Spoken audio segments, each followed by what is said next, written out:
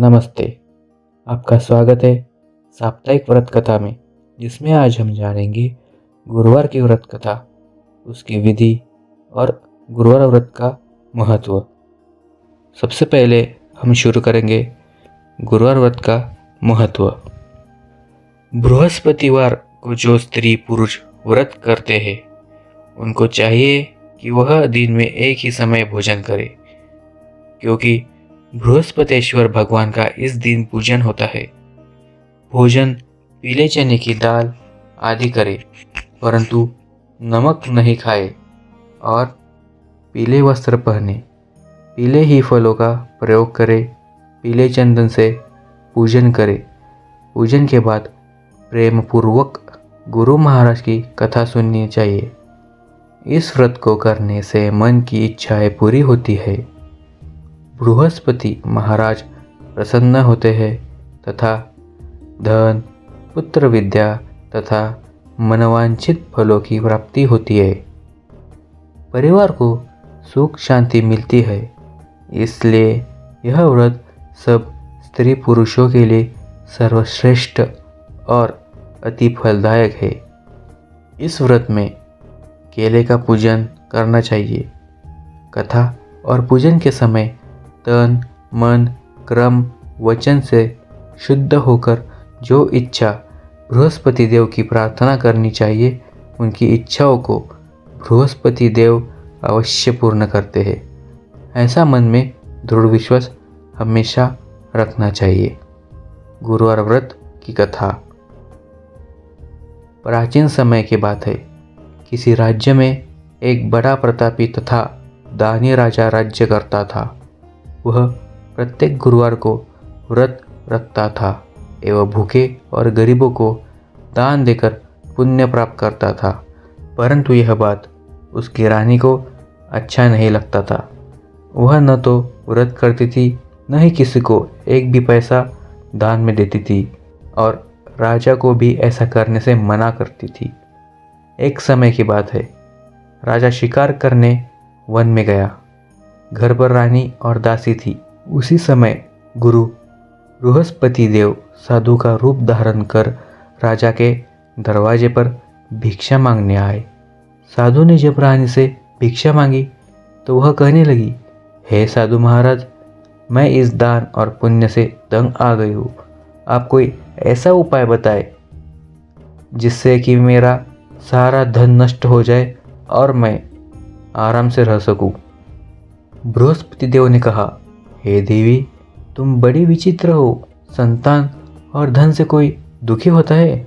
अगर अधिक धन है तो इसे शुभ कार्यों में लगाओ।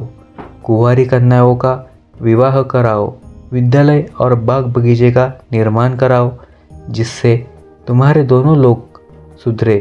परंतु साधु की इन बातों से रानी को खुशी नहीं हुई। उसने कहा, मुझे ऐसे धन की आवश्यकता नहीं है जिसे मैं दान दूं और जिसे संभालने में मेरा सारा समय नष्ट हो जाए। तब साधु ने कहा, यदि तुम्हारी ऐसी इच्छा है तो मैं जैसा बताऊं तुम वैसा ही करना। बृहस्पतिवार के दिन तुम घर को गोबर से लिपना, अपने केशों को पीली मिट्टी से धोना, केशों को धोते समय स्नान करना, राजा से हजामत बनाने को कहना, भोजन में मांस मदिरा खाना, कपड़ा धोबी के हाथ धुलने डालना। इस प्रकार 7 बृहस्पतिवार करने से तुम्हारा समस्त धन नष्ट हो जाएगा। इतना कहकर साधु रूपी बृहस्पति देव अंतर्ध्यान हो गए। साधु के कहे अनुसार करते हुए रानी को केवल 3 बृहस्पतिवार ही बीते थे कि उसकी समस्त धन संपत्ति नष्ट हो गई। भोजन के लिए राजा का परिवार तरसने लगा। तब एक दिन राजा रानी से बोला, हे रानी, तुम यही रहो, मैं दूसरे देश को जाता हूँ, क्योंकि यहाँ पर सभी लोग मुझे जानते हैं, इसलिए मैं कोई छोटा कार्य नहीं कर सकता। ऐसा कहकर राजा परदेश चला गया। वहाँ वो जंगल में लकड़ी काटकर लाता और शहर में बेचता। इस तरह वह अपना जीवन व्यतीत करने लगा। इधर राजा के परदेश जाते ही रानी और दासी दुखी रहने लगी। एक बार जब रानी और दासी को 7 दिन तक बिना भोजन के रहना पड़ा तो रानी अपनी दासी से कहा, हे दासी, पास ही के नगर में मेरी बहन रहती है, वो बड़ी धनवान है। तू उसके पास जा और कुछ ले आ ताकि थोड़ा बहुत गुजर बसर हो जाए। दासी रानी के बहन के पास गई। उस दिन बृहस्पतिवार था और रानी की बहन उस समय बृहस्पतिवार व्रत की कथा सुन रही थी। दासी ने रानी की बहन को अपनी रानी का संदेश दिया, लेकिन रानी की बड़ी बहन ने कोई उत्तर नहीं दिया।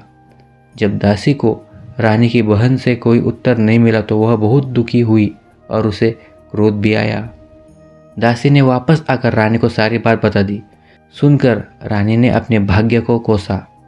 उधर रानी की बहन ने सोचा कि मेरी बहन की दासी आई थी, परंतु मैं उससे नहीं बोली, इससे वह बहुत दुखी हुई होगी।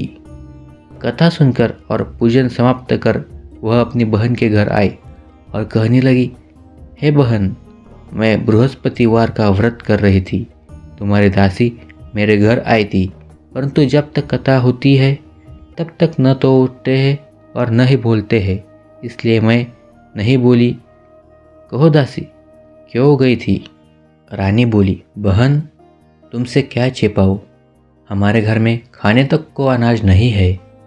ऐसा कहते कहते रानी की आंखें भर आई। उसने दासी समेत पिछले 7 दिनों से भूखे रहने की बात अपनी बहन को विस्तार पूर्वक सुना दी।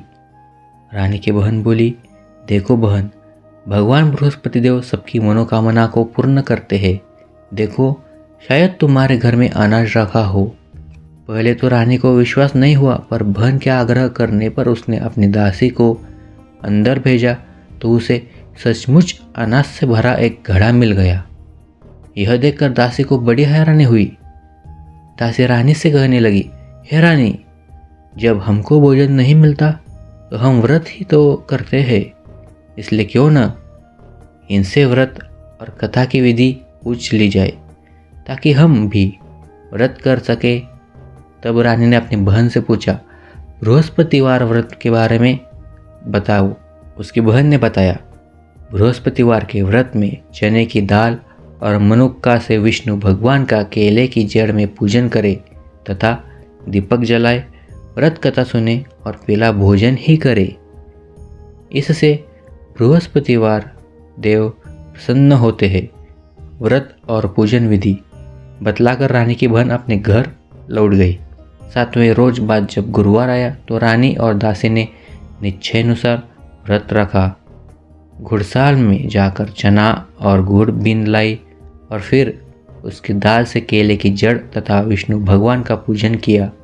अब पीला भोजन कहाँ से आए, इस बात को लेकर दोनों बहुत दुखी थी। चूँकि उन्होंने व्रत रखा था इसलिए गुरुदेव उन पर प्रसन्न थे, इसलिए वे एक साधारण व्यक्ति का रूप धारण कर 2 थालों में सुंदर पीला भोजन दासी को दे गए। भोजन पाकर दासी बहुत प्रसन्न हुई और फिर रानी के साथ मिलकर भोजन ग्रहण किया।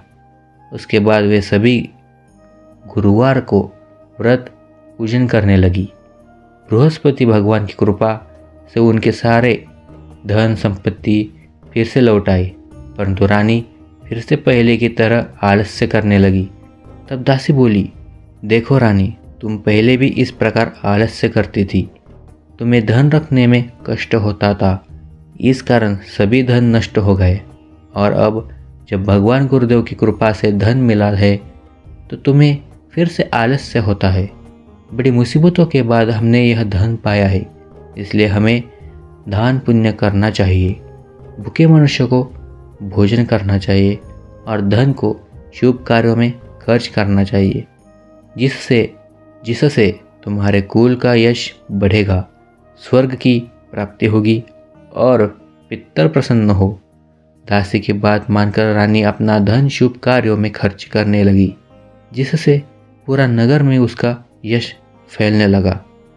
गुरुवार को बृहस्पति भगवान का व्रत रखने से घर में हमेशा ही सुख संपत्ति की बहार रहती है। गुरुवार व्रत की विधि।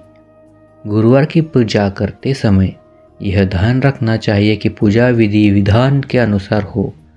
व्रत वाले दिन प्रातःकाल उठकर बृहस्पति देव का पूजन करना चाहिए। बृहस्पति देव का पूजन पीले वस्तुएं, पीले फूल, चने की दाल, पीली मिठाई, पीले चावल आदि का भोग लगाकर किया जाए। इस व्रत में केले का पूजन ही करें। कथा और पूजन के समय मन, कर्म और वचन से शुद्ध होकर मनोकामना पूर्ति के लिए बृहस्पति देव का प्रार्थना करनी चाहिए। दिन में एक ही समय भोजन करें। भोजन चने की दाल आदि का करें। नमक न खाए, पीली वस्त्र पहने, पीले फलों का प्रयोग करें, पीले चंदन से पूजन करें। पूजन के बाद भगवान बृहस्पति की कथा सुननी चाहिए। धन्यवाद।